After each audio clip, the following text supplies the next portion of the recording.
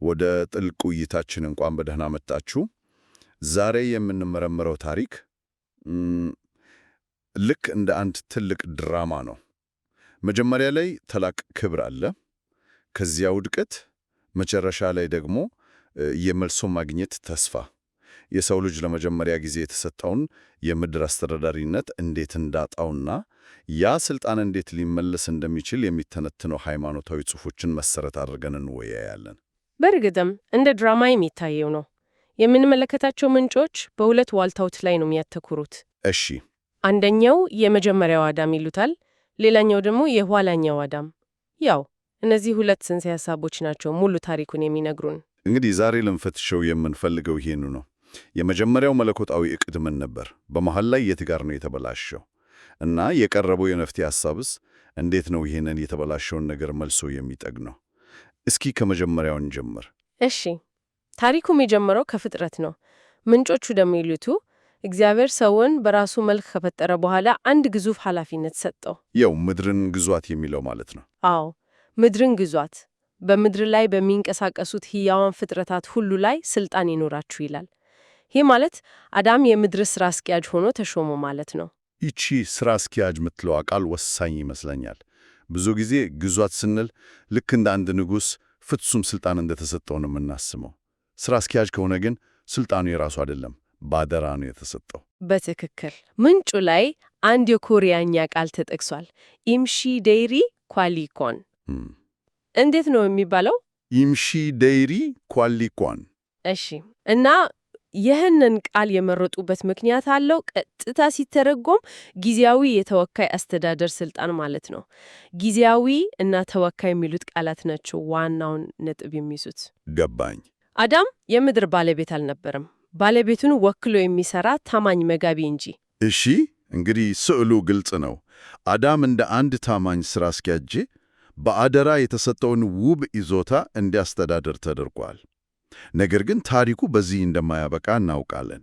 ይህ ፍጹም የነበረ ግንኙነትና ኃላፊነት የተበላሸበት ነጥብ የት ላይ ነው? ውድቀቱ የሚመጣው ያንን የአደራ ግንኙነት በመጣስ ነው።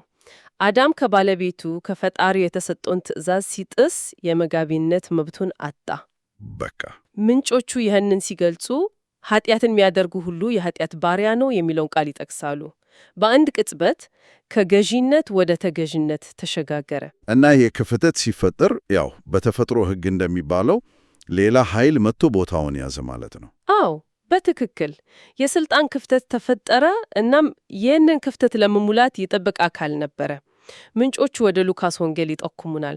ሰይጣን ኢየሱስን ሲፈትን ይህ ስልጣን ሁሉ ከክብሩ ጋር ለእኔ ተሰጥቷልና ለምወደው ለማንም እሰጠዋለሁ ይላል። አዎ፣ ይሄ በጣም ኃይለኛ አባባል ነው። የአዳም ውድቀት የግል ስህተት ብቻ ሳይሆን የምድር አስተዳደር ክልፉ ለሌላ አካል እንዲሰጥ በር ከፍቷል። እና ይህንን በዓይናችን በየቀኑ የምናየው ነገር ነው። በተፈጥሮ ዓለም ውስጥ ኃያል ደካማውን ይበላል ምንለው። አዎ፣ ያ ዩካንግሺክ።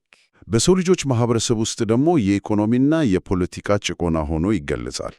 ስለዚህ ምንጩ የሚለው የዚህ ሁሉ ስሩ ያ የመጀመሪያው የስልጣን ሽግግር ነው ማለት ነው። በትክክል የአስተዳዳሪው መውደቅ በሱ ስር የነበረውን ፍጥረት በሙሉ ለውድቀት ዳረገው። የፍቅርና የእንክብካቤ ስርዓት በጉልበትና በጭቆና ስርዓት ተተካ። ለዚህ ነው የሮሜ መልእክት ፍጥረት ሁሉ እስካሁን ድረስ አብሮ በመካተትና በምንጥ ይኖራል የሚለው። እውነት ነው። ሁሉም ነገር ከመስመሩ ወጣ። እዚህ ላይ ግን ምንቹ አንድ በጣም ወሳኝ ጥያቄ አስነሳ። ይህ የተላለፈው ስልጣን በቀጥታ ለሰይጣን ነው የተሰጠው ወይስ ለኃጢአት ራሱ? በጣም ትልቅ አንድምታ አለው። መጀመሪያ ላይ ልዩነቱ ላይታይ ይችላል።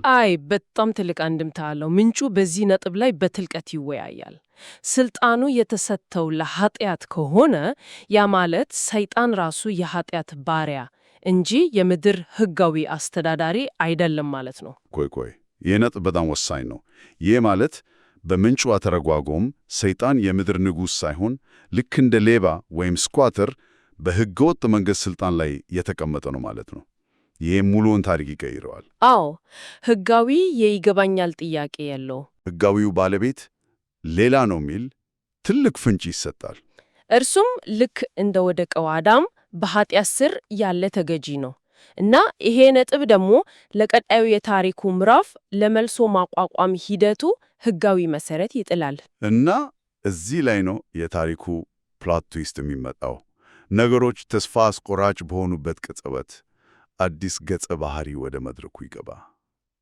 የኋላኛው አዳም። አዎ፣ የኋላኛው አዳም ተብሎ የተገለጸው ኢየሱስ ክርስቶስ ነው። ተልኮስ ምንድን ነው? ተልኮ ግልጽ ነው። የመጀመሪያው አዳም ያጣውን የአስተዳዳሪነት ስልጣን በሕጋዊ መንገድ ማስመለስ። የሚገርመው ግን ይህንን ያደረገበት መንገድ ነው። እንዴት? እንደ ፈጣሪነቱ የሁሉም ነገር ሕጋዊ ወራሽ ነው። ስለዚህ በኃይል መጥቶ ሁሉንም ነገር ሊቆጣጠር ይችል ነበር። እውነት ነው።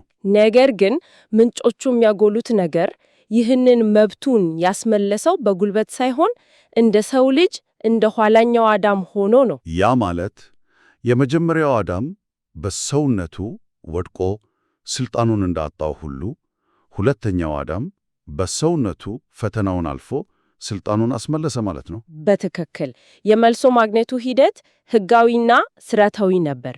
ለዚህም ነው ስቅለቱና ከሙታን መነሳቱ ወሳኝ የሚሆኑት።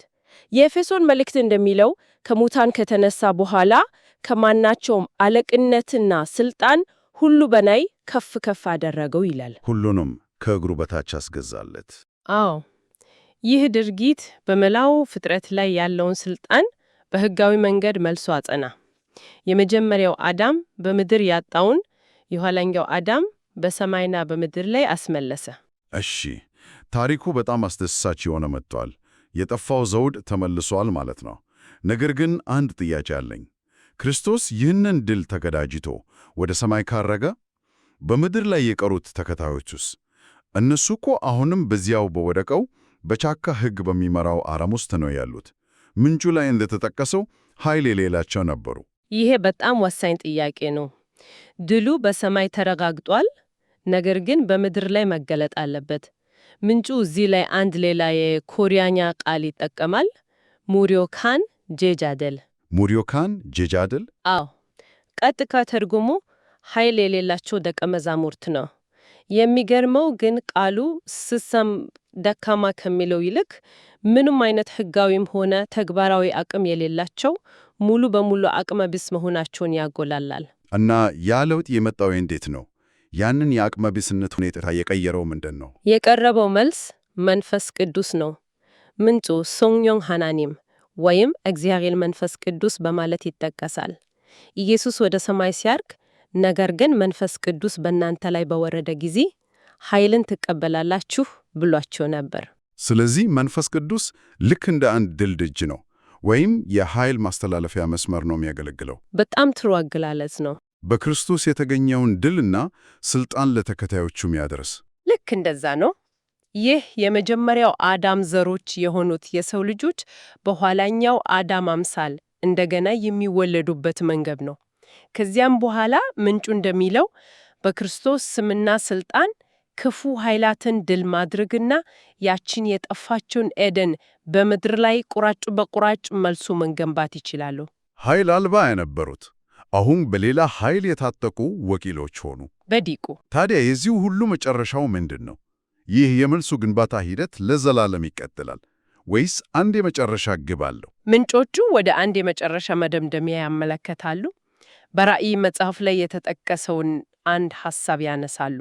በቅድሚያ የተወሰነ ቁጥር አላቸው የተመለሱ ሰዎች ወይም ሰማዕት ምስክሮች እንዳሉ ነው። ይሄ በጣም የሚገርም ጽንሰ ሐሳብ ነው።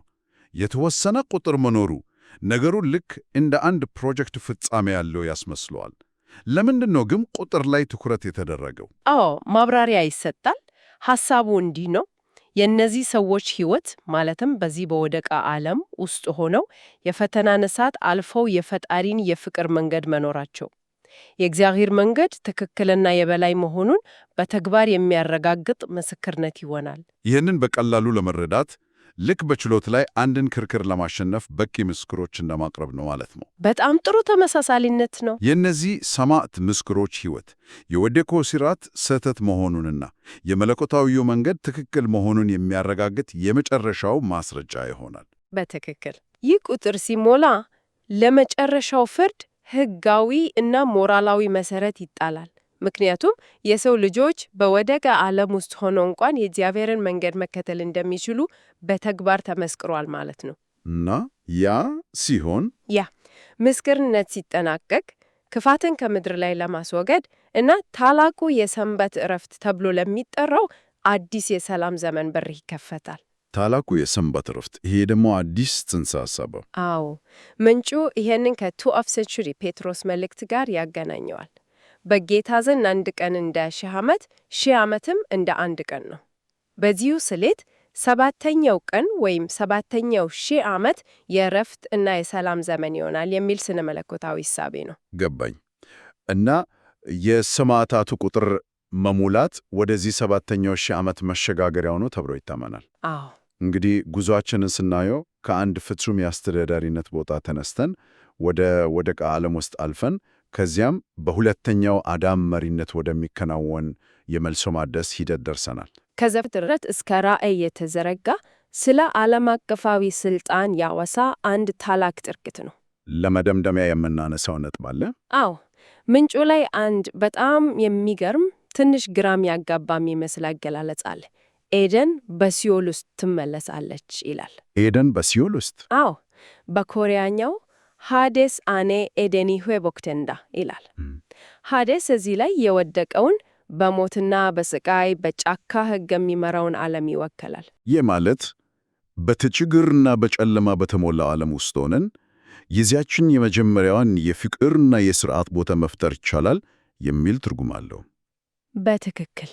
እናም ይሄ የላሆት ትምህርቱን ከግል የሕይወት ተሞክሮ ጋር በቀጥታ ያገናኘዋል።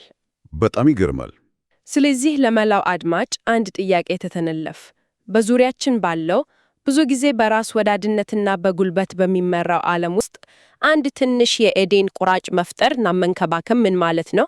በግል ሕይወታችን፣ በቤተሰባችን ወይም በማህበረሰባችን ውስጥ ያንን መለኮታዊ የፍቅርና የሥርዓት ማንጸባረቅ ምን ሊመስል ይችላል? ይህ ጥያቄ ለቀጣይ ማሰላሰል ጥሩ መነሻ ይሆናል።